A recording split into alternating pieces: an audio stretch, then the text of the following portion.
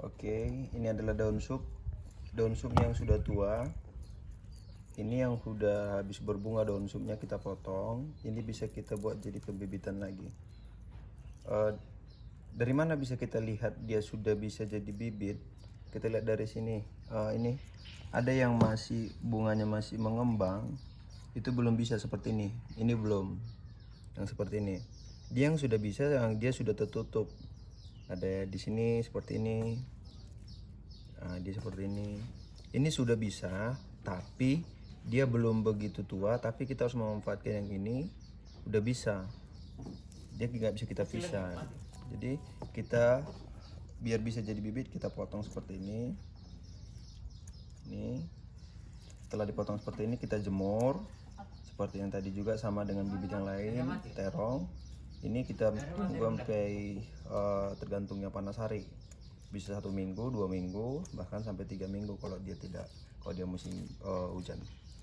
Setelah itu dia udah menghitam, kita pisahin seperti tadi, sama seperti terong tadi. Nah, nanti dia akan keluar benih daun supnya, itu yang akan kita bibit. Berapa lama waktunya? Kalau untuk berapa lama kita nunggu, sama juga seperti sayur sawi, itu minimal 2 minggu sampai 1 minggu baru bisa kita pisahin. Kalau dia tumbuh minimal dia 3 hari sampai 5 hari. Kalau dia udah di polybag dan siap tanam, berapa lama dia panennya? Bisa kita petik? Tergantung kita. Kalau dia dan sup ini bersifat dia beranak. Tergantung kita. Kalau kita mau lebih banyak, kita bisa lebih lama lagi panennya. Tapi kalau kita hanya untuk sekedar untuk dijual, ya bisa kita sampai 45 hari, 30 hari, 1 bulan lah. Oke. Karena daun sup hampir lebih dari 6 bulan bertahannya.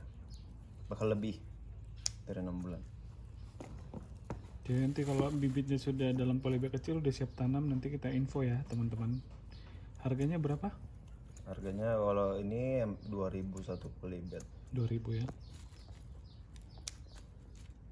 Oke.